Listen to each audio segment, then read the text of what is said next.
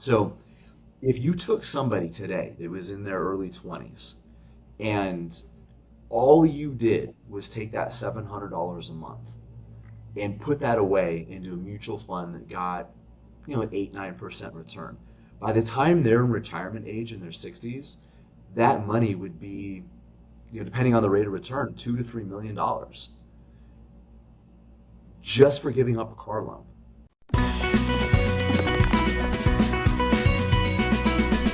Chad, welcome to the podcast. Hey, thank you so much for having me. It's a pleasure to be here.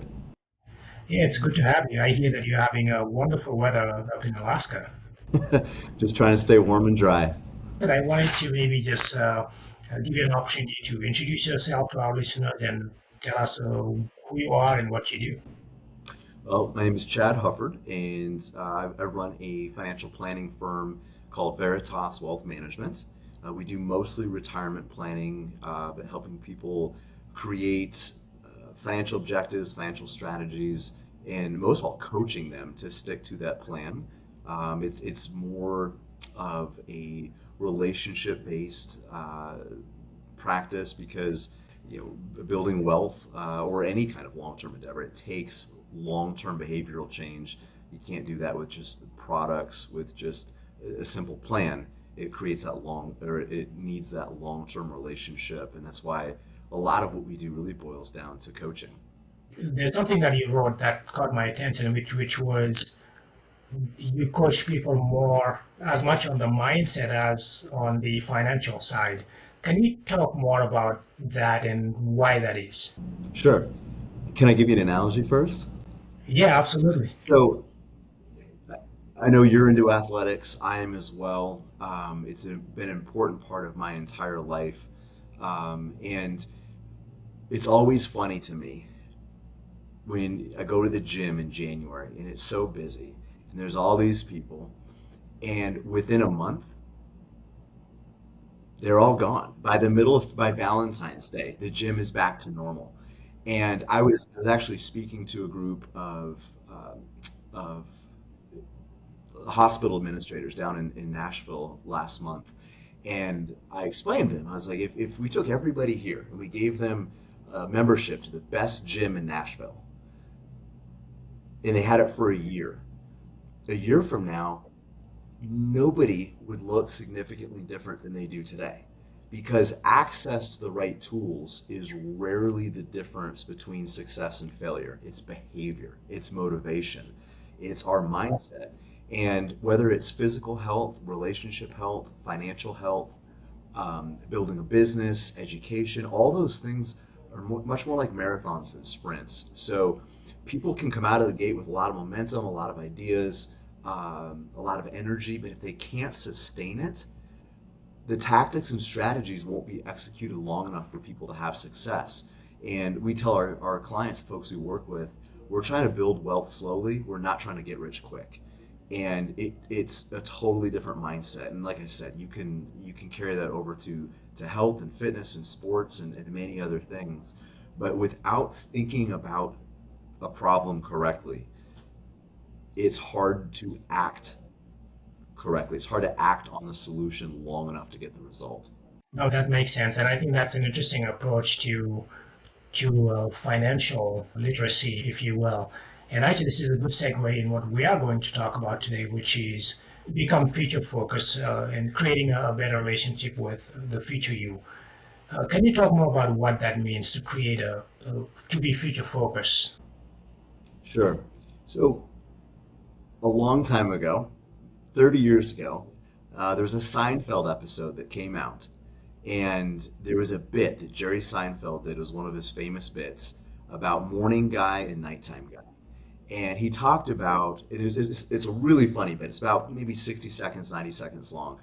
But he talks about how nighttime guy is always screwing up morning guy. He's staying up too late. He's spending too much money.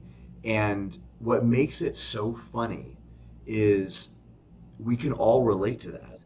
It's almost like we're making decisions that we know we're going to have consequences from, but it's almost as if that other person, that our future selves is another person. So the way he divides it, it's the guy is making decisions at night, drinking too much, spending money at the bar, things like that, knowing that he's going to have to wake up early and go to work. But subconsciously, it's almost like he's treating the morning version of himself as a completely different person. And that's in less than a 24-hour period, and human beings do that. But when we're talking about getting an education or getting a good job or building up money for retirement or paying off debt, now we're talking about making a sacrifice today for something 5, 10, 15, 20 years in the future. It's even harder. And you hear these things, it's like, buy the new big screen TV and, no payments till summer of 2024. And you're thinking like, well, shoot, July of 2024, like that's somebody else's problem. That's future Chad's problem. It's not my problem. And nobody would verbalize that, but that's exactly how we behave. On the other side of that, when we are making positive sacrifices for the future, such as saving money for retirement or paying down debt, or maybe taking a lower level job that allows you to work your way up, it almost feels like a cost. Like when people put money in their 401k or in their IRA, we want them to think of they're paying the future version of themselves, because they very much are. But if they don't have that connection to that long-term goal and to that payoff, in the moment, it actually feels like a cost. It feels like something they're giving up. We try to remind people too, Umar, is whatever decision you make, every choice involves a sacrifice. You're either sacrificing the present for the future, or you sacrifice the future to live in the moment. And we want to be mindful of creating that balance. Recently, I watched a documentary on that very topic around people, when people are asked to save money for their futures, they just can't do it. I think the analogy they gave was we don't seem to care about some future person or some future scenario that we don't live in yet, which makes us not care because, well, it's somewhat hypothetical, even though the future is going to happen to us. Why do you think people just can't do that, prepare for the future or save money or really set ourselves up for success for the future? I think it's a great question, and that's something I wrestle with. It's something I am trying to better understand. What is the disconnect? And I think it's multifaceted. Part of the problem is that this idea of a future version of me, a future version of you, it isn't tangible, right? I've never met the future version of me.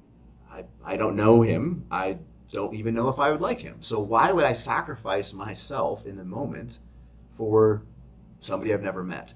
So it's creating a connection between those two. And how do you do that? Well, we try to make future goals as tangible and as measurable as possible. So from a financial standpoint, one of the things we do is create clear objectives. And there's a world of difference between somebody who is strategically investing or strategically saving for a desired outcome than somebody who is merely just collecting investments. You think about, maybe as a kid or something like that, you had a bike or a toy or your first car you're saving up for. I remember putting up posters or pictures of things I wanted. It created a tangible reminder of what I was saving for. Adults don't do that. It feels like it's beneath us, but it isn't. So what we do is constantly remind people, this is what you said your future goals were. This is what you said you wanted 5, 10, 15, 20 years down the road. Is that still the case? Okay, well, here's the plan and the pathway. Last year, you recorded an episode about living a purposeful life. Purpose doesn't happen by accident. We have to live intentionally. And intention is like vitamin C. It's not stored very well in the body. So we have to remind ourselves constantly and consistently, what am I sacrificing for? If I'm giving up something today that's meaningful or that is valuable to me, there has to be something even more valuable in the future. So creating something tangible and measurable is very, very important. And that can be really hard. But to use another fitness analogy, there's a big difference between somebody saying, I want to lose weight, and somebody saying, I want to lose 10 pounds by February of next year because I want to be healthier for my grandkids. Now there's meaning and intention and measurement, all those things around that. And is it perfect? No. It's still somewhat intangible, but we've created some texture around it where people can start to imagine and envision what that goal actually looks like instead of just throwing things out there. I want to be healthier, I want to be better looking, I want to be wealthier, whatever. There's nothing tangible about that, and it's really hard to make sacrifices for something we can't see or understand. In the given environment that we're in, with everything that we're facing, inflation is way up in the US and around the world, actually. How do we make the choice of deciding what to save and what to spend our money on and what to invest in, essentially, when things are so tight for most people? Well, it really comes down to having a plan and having a strategy, something that you can act on so you're not reacting to everything around you. And some people, that they hear the word budget or diet or something like that, they kind of cringe because it feels restrictive. But in reality, a budget or a diet or a work plan, like all those different things, they're all versions of the same thing. What they do is create intentionality. And from a financial standpoint, we want to tell our money where to go and what to do, or else we're just wondering where it went.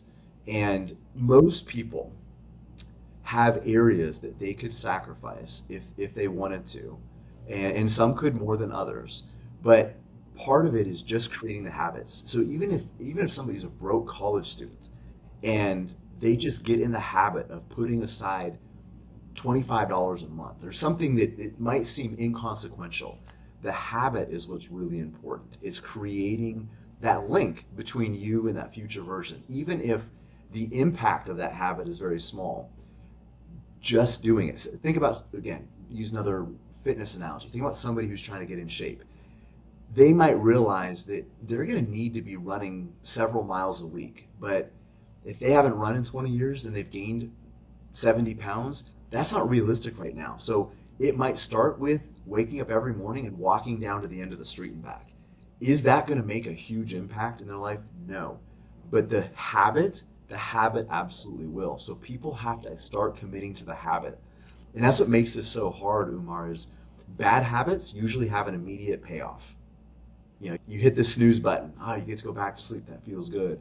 You eat a candy bar. You watch some goofy cat video on YouTube, whatever. There's some sort of immediate dopamine hit.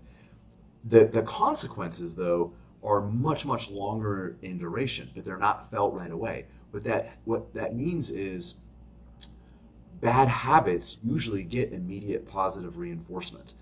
Whereas good habits, like eating our vegetables, exercising, saving money, paying down debt, all those things, there's usually immediate cost. There's immediate price to that. So we actually get negative feedback in the near future. Now, the consequences are positive and they're much more long lasting, but it's completely flip-flopped. So we have to attach those habits, again, to that future version of ourselves. But even if the level of the habit is not where we need it to be, it's the direction of the habit that makes the most difference. Again, it's, somebody who's saving $1,000 a month might start with $20 a month. Somebody who's running 15 miles a week might start by walking half a mile a week. It's those baby steps that people need to commit to regardless of where they are in life. It's not so much about where you are, it's the direction you're headed. And it's better to be heading in the right direction slow than in any other direction quickly. I know some people struggle with forming habits because it takes time to get used to something. To your point, that gym analogy, right? It takes time it would be nice if we could just go to the gym one Saturday and come out with a six-pack of abs and be super healthy and buffed, but that's not reality. So for those who are struggling with forming these habits, what would you recommend that they start doing first? I would look at what is the smallest step you could take towards that better version of future you. So we're in a microwave society, right? We want everything now. We want to push a button and 60 seconds later it's done. It's toasty, it's warm, and it's delicious. life just doesn't work that way. So I think breaking down a big goal into small bite-sized chunks is really important. I was just talking with somebody earlier today, and we're looking at their financial plan. In order for this person to replace their income, they're going to need several $1,000,000 in retirement. That can be an enormous goal that seems completely intimidating, completely overwhelming. But in reality, what this guy needed to do was save about an extra $700 a month. Now, that may not be easy, but to wrap your mind around, it's a lot easier to think of saving $700 a month than to have $4 million 20 years from now. Because he was already saving, it's just he needed to bump that up a little bit more.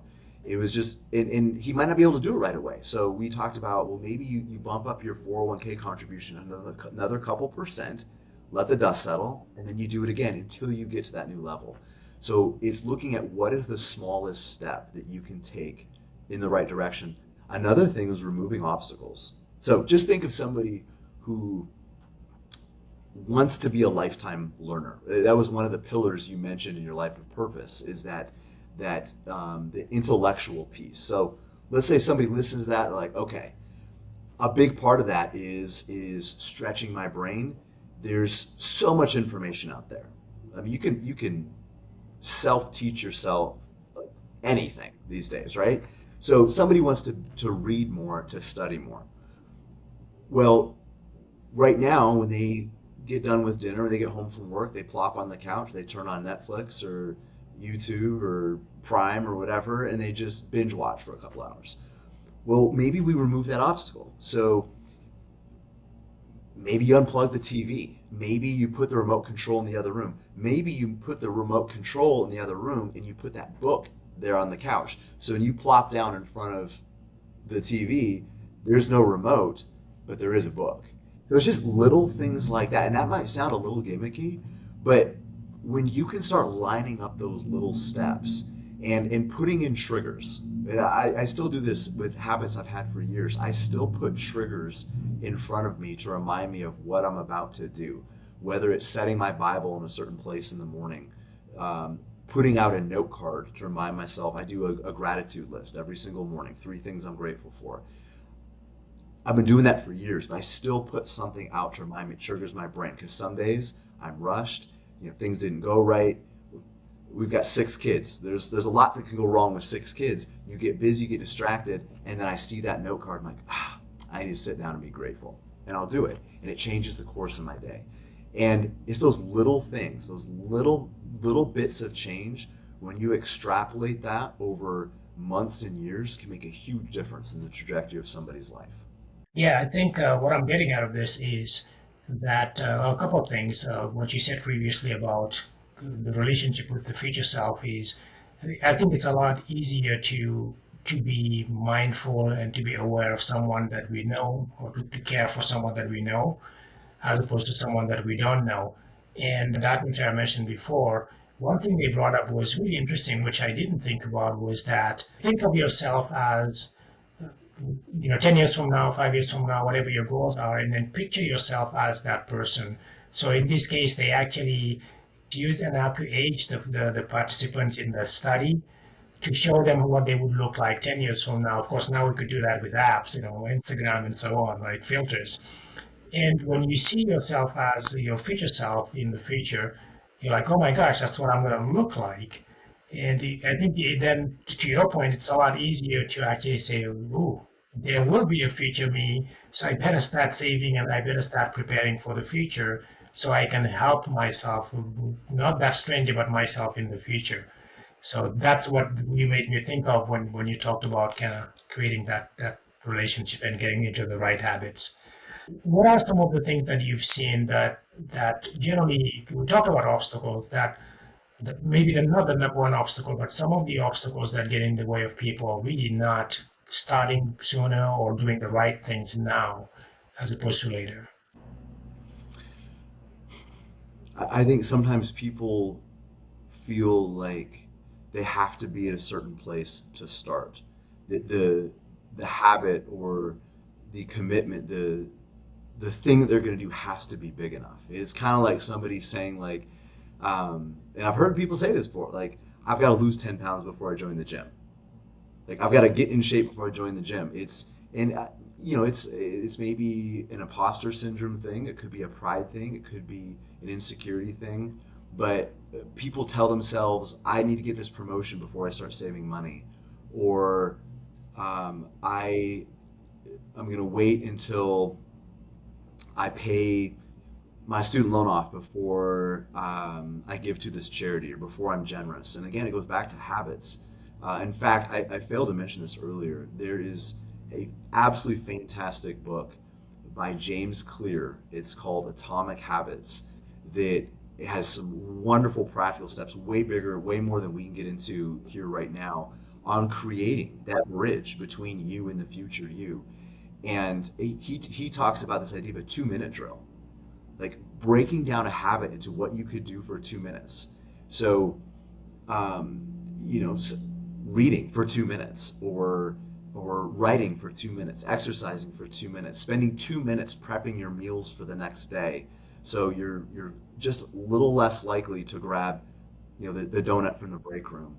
But I think it's people underestimating the impact that a small change can make when they run that out over years and years. Let me give you one very specific example. I was a week or so ago, I was talking to a local police department, and we were talking about debt and car loans. So right now, the average car loan in the United States is about $700 a month. And the thing about car loans is it's not like a house loan where people, they eventually pay their house off at some point, hopefully, but the house never completely falls apart. They still renovate it, to do the things, but a car gradually falls apart, so we have to replace it. So for a lot of people, a car loan is something they have indefinitely, even past retirement. So if you took somebody today that was in their early 20s, and all you did was take that $700 a month and put that away into a mutual fund that got, an 8-9% return. By the time they're in retirement age in their 60s, that money would be, depending on the rate of return, $2 to $3 million just for giving up a car loan. So people, they're out there right now, they're driving around in, basic vehicle, not thinking about the fact that that loan might be costing them $2 or $3 million, costing the 60-year-old version of them $2 or $3 million. And that's just one example. And I think we get used to the fact that, well, everybody's got a car loan, everybody's doing it, and we discount the fact, well, maybe I don't. Maybe I could drive a 10, 15-year-old vehicle, and it might be a little embarrassing, and it might smell a little weird, but what could I do with that money to make a different impact? So that's just one example of something that we take for granted, how big that choice can change our life. The trajectory of our life can be altered dramatically by deciding, I am not going to have a car loan. I'm going to pay cash for cars and use that money that would be going to a loan to do something else. And maybe it's not even investing it. Maybe it's for experiences, memories for the kids. But that's just one example that kind of came to mind of a lifestyle decision, a lifestyle choice that month to month may not seem like a big deal, but over years could be absolutely huge. You're right. I think when we first start buying stuff and we find ourselves, maybe we just graduated from college, or we just had our first job and we start making our money, it's hard to resist that urge to, I can buy stuff on my own now, right? But I think it takes a little bit of experience to realize that it doesn't have to be new, right? You can get a new used something, whether it's a car or whatever interests you, right? What are some of the things that you would say you see that people do mistakes, or just some of the harder to shake habits, and then what would you recommend that people do? So we talked about, starting small. That's a great way, and just thinking outside the box in terms of not necessarily buying that new thing. And you mentioned other things, but what are other things that you would say, maybe in your own personal experience, that helped you get to where you are and realize that there's a better way to do this. So this is going to go back to your episode from last year about a purposeful life, because I really love that topic, and I think there's so much. I mean, that's what we're talking about here. It's creating a better relationship with future you, so you can have more purpose, meaning, and fulfillment. A lot of people in life don't know where they're going. It's really hard to take the right course if you don't even know where you're planning to end up. Nobody would go to an airport and just randomly try to walk on a plane. Now, you couldn't do that now if you tried. Back when we were kids, you could, you could actually get on the wrong plane. It'd probably be impossible now. But nobody would ever start a journey without an idea of where they wanted to end up. But a lot of people live life that way. So I think it's going back to that intent, being intentional about where do I want to be, what do I want to do, and who do I want to become, and does this decision today line up with that pathway? So, if somebody wants to have a great family and a great relationships with their kids, and thinking about a decision they're making today, is that going to create better relationships with those kids or with their spouse long term? Might be a health decision, might be a financial decision, might be a career decision, might be, okay, I want to be in this career spot 5, 10 years from now, which means I might need to take a demotion. I might need to take a pay cut because I'm topped out in this job. I don't like it. I'm not being fulfilled. Nobody's investing in me, but I have to take a pay cut to move over to another company where I might be starting from the ground floor, but they're actually going to invest in me. They'll help me become better. Nobody's going to make that decision to voluntarily take a pay cut unless they see the trajectory for that. So I think it comes back to having a plan and a destination for where you want to be, what you want to do, who you want to become, and then reverse engineering that process. Looking at, are my actions today in alignment with what I want me in the future to look like and be doing? Does that make sense? Yeah, I think it does. It reminds me of something you said earlier about collecting investments versus really investing in the right things. What did you mean by that? So a few years ago, my wife and I built a house. We didn't build it. We had a contractor build it. But we met with this contractor and we sat down and he started showing us different sketches and ideas of what this house could look like. He asked us a lot of questions about what we wanted and how many rooms, bedrooms, and kitchen, and how we even wanted the house to function. And we kind of got that dialed in, and then they created a blueprint. And what that blueprint did is it allowed the build process to have structure based on the future objective. Now, as we continued to build, the end goal changed. We changed some things. We made some revisions, and then that blueprint then adjusted. But the blueprint dictated the tactics and the tools that we used to build our house. A lot of people don't live that way. They react in the moment. They pick a pathway or they react to something around them and then try to force that to line up with where they want to be in the future. And a lot of people invest that same way. It'd be, to stay on that house building analogy, it'd be like if you and I met up at Home Depot and we just randomly went through the aisles, grabbing whatever tools were on sale or the most popular, and then we meet back in the parking lot and I was like, Umar, well, we got all this stuff. What do you think we should build with it? It'd be a crazy way to start building a house, but that's how a lot of people build their future. Is they just acquire things and then they try to figure out how to fit them together instead of thinking about what is it I'm trying to create, what are the tools, what are the tactics, and in investing, investments are just tools. It's a tool that people leverage to create freedom in their life, to create impact, to create more dignity and independence.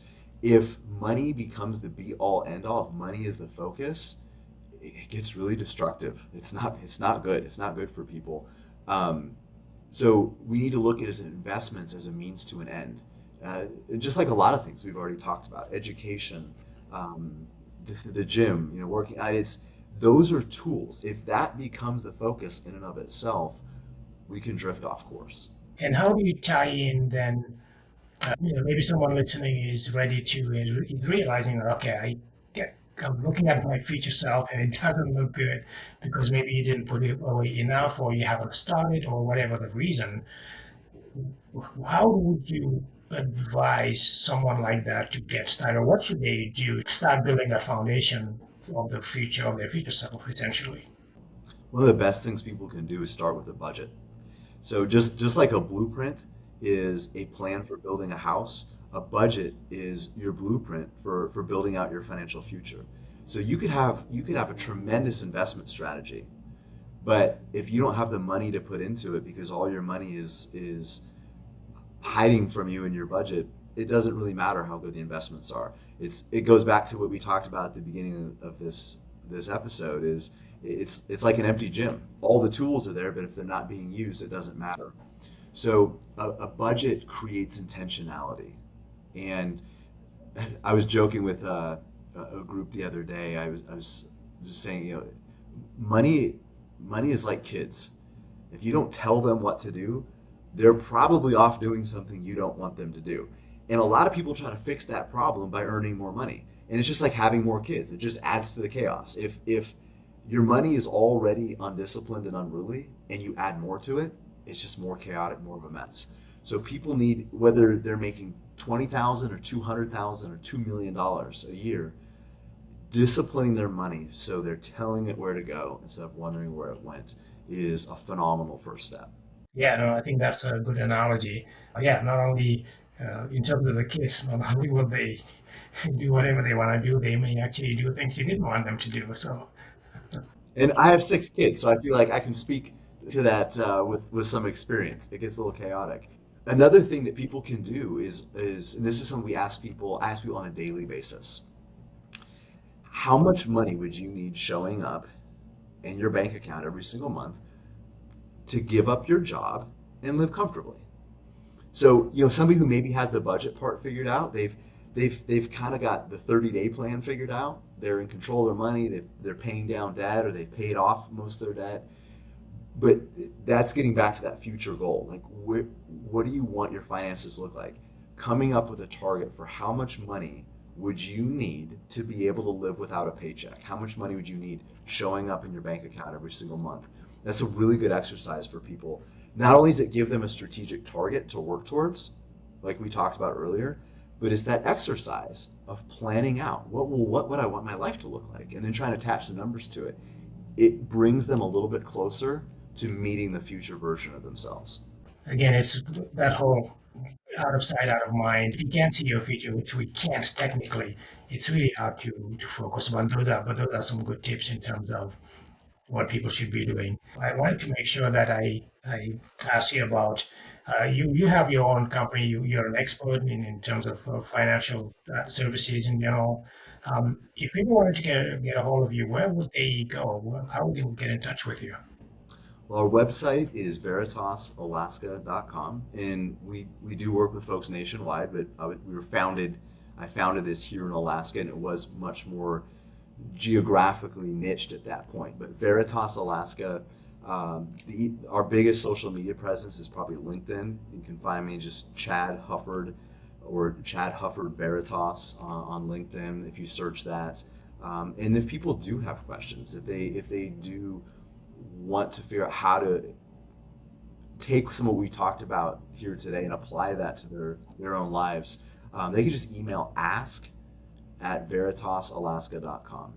Ask@veritasalaska.com, and somebody from my organization will get back in touch with them and try to help them get get their needs met. And one of the things I found out too, and this is why I was so excited to have this conversation with you. We're talking about motivation, we're talking about being future focused, we're talking about purpose. The disciplines that we're talking about, they carry so far beyond finances. And finances, that's the tool that I help people use. It's the tool that I have found that I have natural gifting and talent and expertise in to be able to help people leverage their future. But the mindsets, the practices, they go through so many other areas. And our hope would be that as people get their finances in order, their health, their relationship, other parts of their life fall into better order as well. Yeah, no, I agree. I think that the mindset piece is really important because, yeah, to your point, if you give someone $1 million who doesn't know how to manage money, come back a week later, the money could be gone or worse. They could be in a even worse situation. Any final parting words that you want to add before we adjourn? I think the last thing I want to mention is reminding people they have agency. They I'll speak to directly to them. You are the biggest variable in your trajectory, not just financially, but in life. The behaviors, the habits, the decisions you make are the biggest variable. Stuff will happen to you, but it's how you respond to that that makes the biggest difference. So it's very easy to have a victim mentality or to feel stuck, or maybe the other side where people feel entitled. They've been given the so-called silver spoon, and they get comfortable, they get complacent. Both extremes are bad. So just reminding people that they have agency in their future and to focus on the actions and behaviors that align with who they want to be, where they want to be, and who they want to become in the future.